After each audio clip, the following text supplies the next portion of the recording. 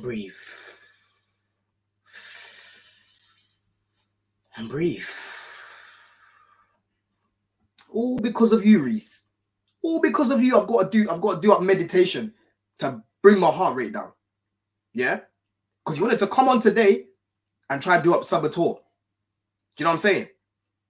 You know, I keep telling you lot this season that we don't like winning games. He came on today and he still had that mentality of not trying to win games. I love you, Reese, bro. But what the hell were you trying to do, bro?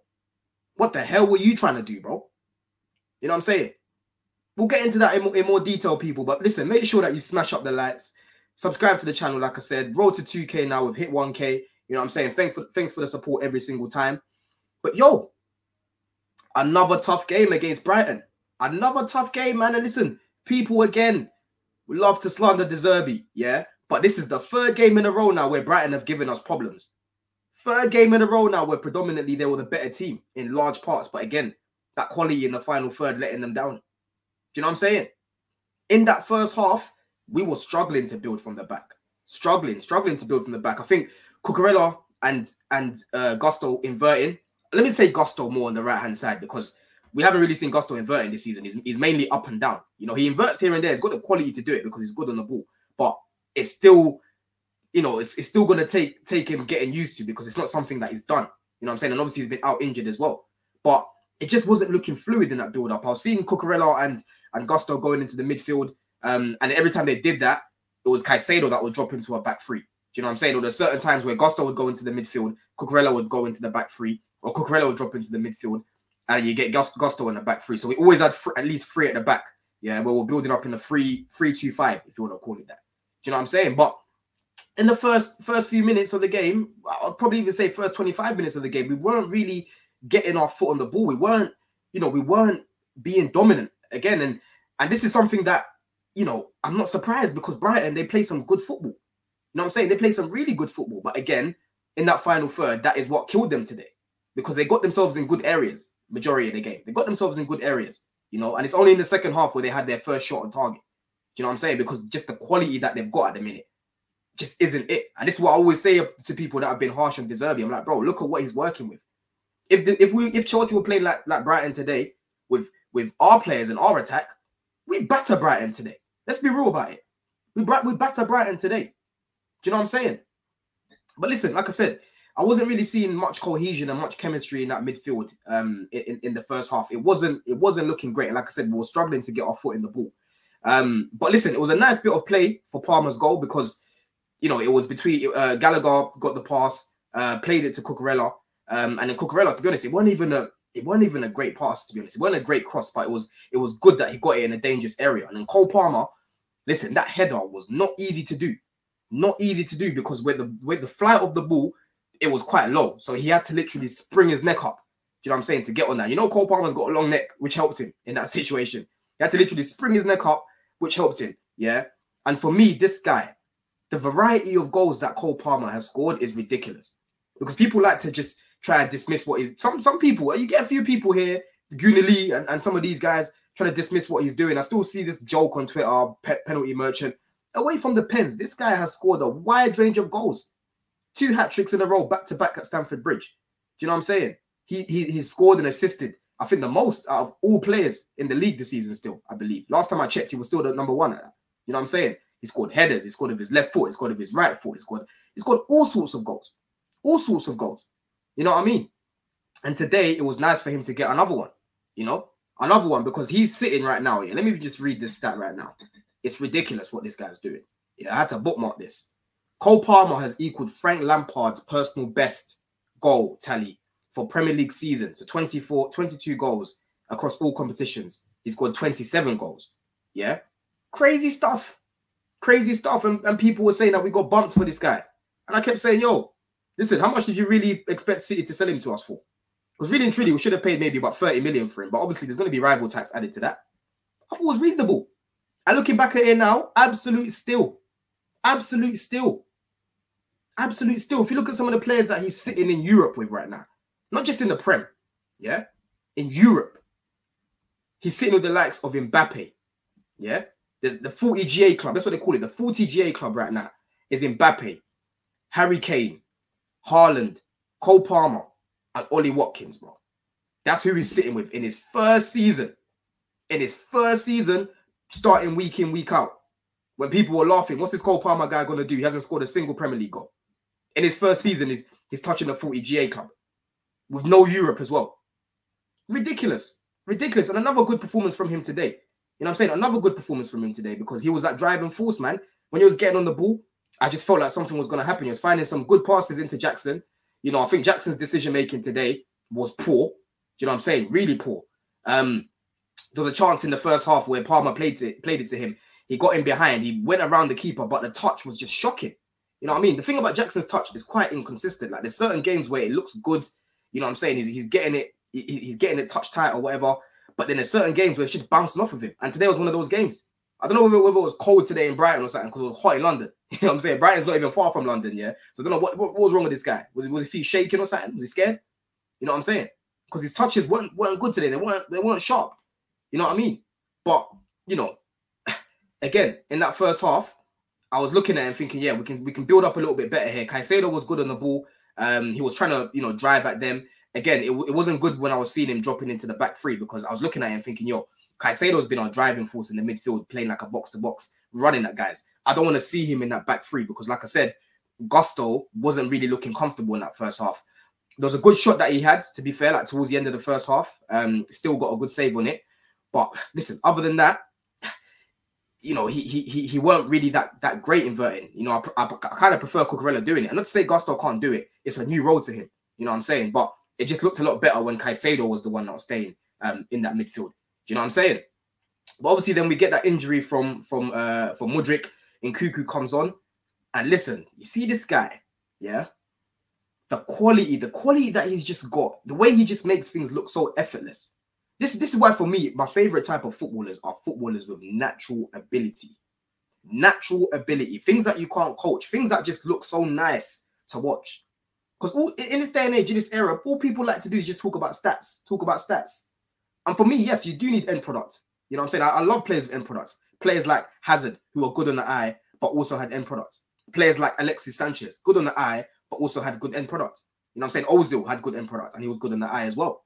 I'm not saying that you should be doing all this fancy stuff and not having anything on the end of it, because you need to have both. Do you know what I'm saying? But for me, this is why. This is another elegant footballer that we've got. Another elegant footballer that we've got. You know, the touches are just so assured. The movement, the way he was creating problems in that first half. He beat two men within, what, 10 minutes, 5 minutes of being on the pitch? You know what I'm saying? Good performance from him, man. And listen, I'm so happy. I'm so happy that he finally done that balloon celebration. Finally done that balloon celebration, because the season for him has been stop-start. And like I've said, for me, with Nkunku, if he was available majority of the season, we win a lot more games. Win a lot more games, because look at his movement for that goal. Lovely bit of play from Madueke and Gusto, you know what I'm saying, on that right-hand side, playing it through to him, you know, and he just finds the movement, finds the space when everyone's just sleeping and ball watching, and just slots it off nicely. Slots it off nicely. In a situation like that, I've seen Jackson score, but it won't surprise me if Jackson misses. In situations like that, I don't see Nkunku missing.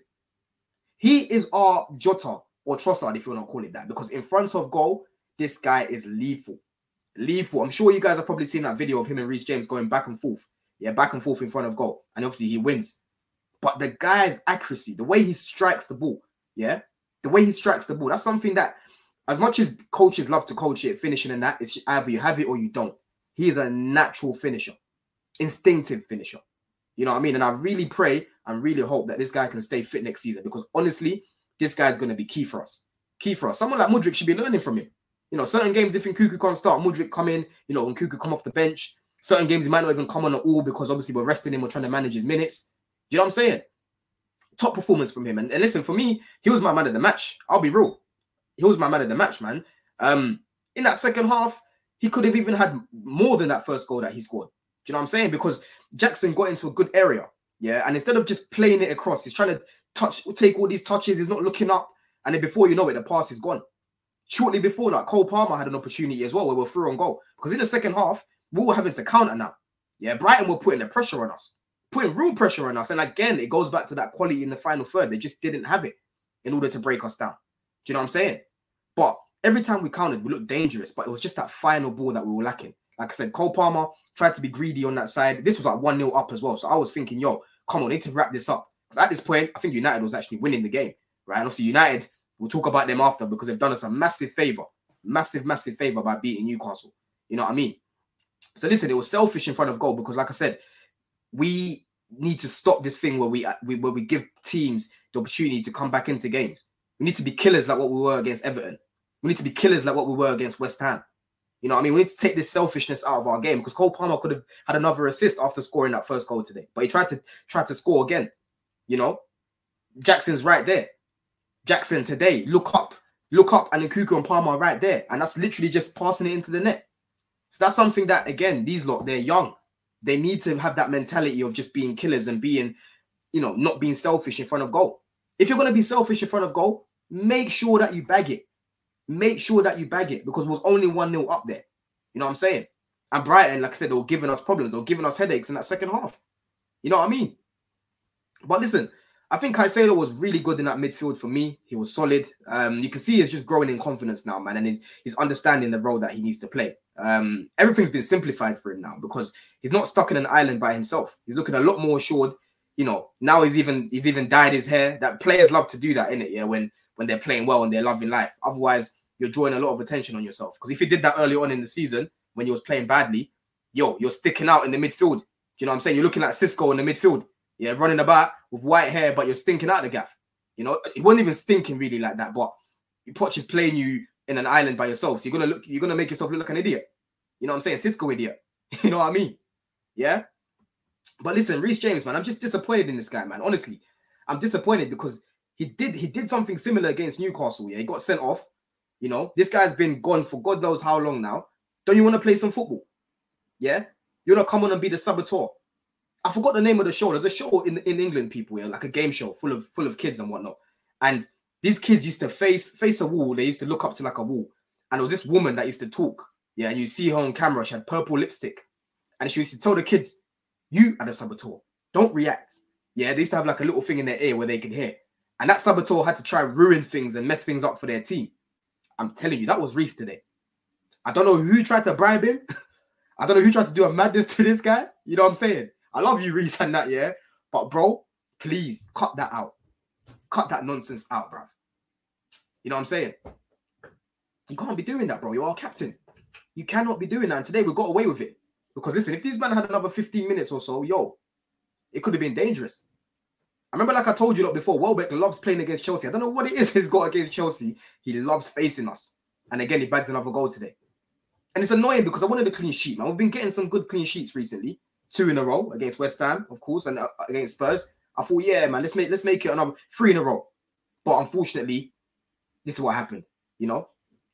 But listen, 4 wins in a row now, man. 4 wins in a row. Like I said, it's annoying that it's come towards the end of the season now. But that means that United, they can't finish ahead of us. You know, I'm saving myself a lot of money because I put money on with a few of my boys about United obviously not finishing above us. And at one point, they're what, 11 points, 13 points ahead of us. I was thinking, yo, I'm really gonna get finessed by this United team because they've been finessing so many teams this season. You know, they're gonna finesse me as well.